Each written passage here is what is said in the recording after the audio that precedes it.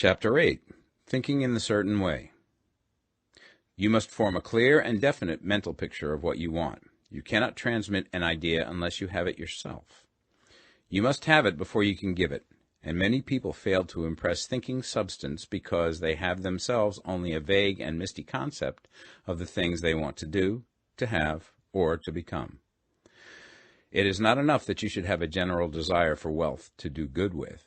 Everybody has that desire.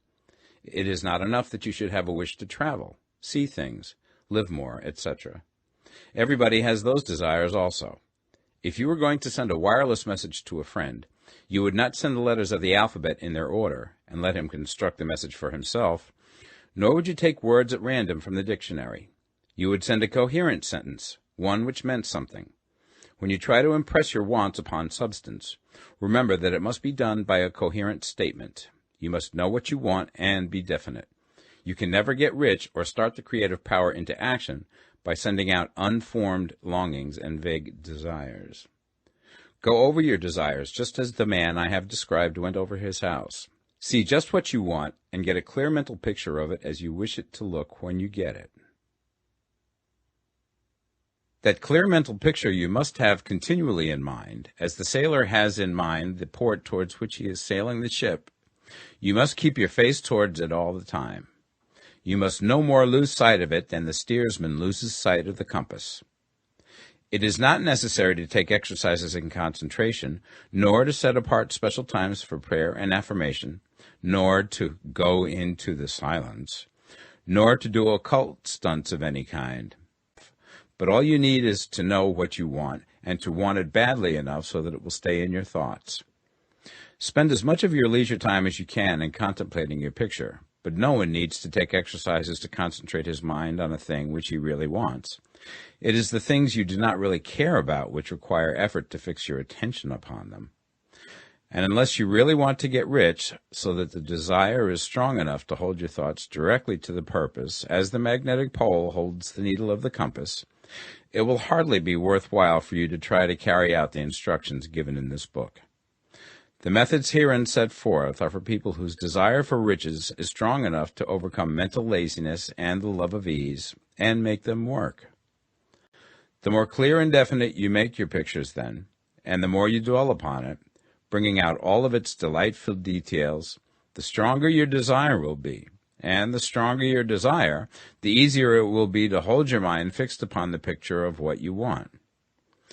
Something more is necessary, however, than merely to see the picture clearly. If that is all you do, you are only a dreamer, and will have little or no power for accomplishment. Behind your clear vision must be the purpose to realize it, to bring it out in tangible expression. And behind this purpose must be an invincible and unwavering faith that the thing is already yours, that it is at hand, and you have only to take possession of it. Live in the new house mentally until it takes form around you physically. In the mental realm, enter at once into full enjoyment of the things you want.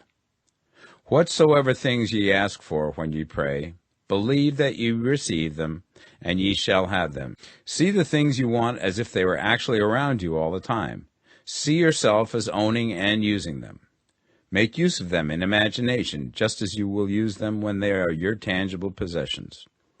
Dwell upon your mental picture until it is clear and distinct, and then take the mental attitude of ownership towards everything in that picture.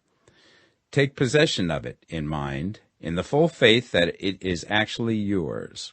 Hold to this mental ownership. Do not waver for an instant in the faith that it is real. And remember what was said in the preceding chapter about gratitude. Be as thankful for it all the time as you expect to be when it has taken form. Your part is to intelligently formulate your desires for the things which make for a larger life, and to get these desires arranged into a coherent whole, and then to impress this whole desire upon the formless substance, which has the power and the will to bring you what you want. You do not make this impression by repeating strings of words.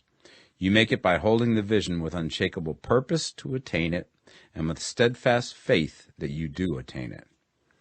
The answer to your prayer is not according to your faith while you are talking, but according to your faith while you are working. Oral prayer is well enough and has its effect, especially upon yourself, in clarifying your vision and strengthening your faith. But it is not your oral petitions which get you what you want. In order to get rich, you do not need a sweet hour of prayer. You need to pray without ceasing. And by prayer, I mean holding steadily to your vision, with the purpose to cause its creation into solid form, and the faith that you are doing so. Believe that ye receive them. The whole matter turns on receiving, once you have clearly formed your vision. When you have formed it, it is well to make an oral statement, addressing the Supreme in reverent prayer, and from that moment you must, in mind, receive what you ask for. Live in the new house, wear the fine clothes, ride in the automobile, go on the journey, and confidently plan for greater journeys. Think and speak of all things you have asked for in terms of actual present ownership. Imagine an environment and a financial condition exactly as you want them, and live all the time in that imaginary environment and financial condition. Mind, however, that you do not do this as a mere dreamer and castle builder. Hold to the faith that the imaginary is being realized, and to the purpose to realize it.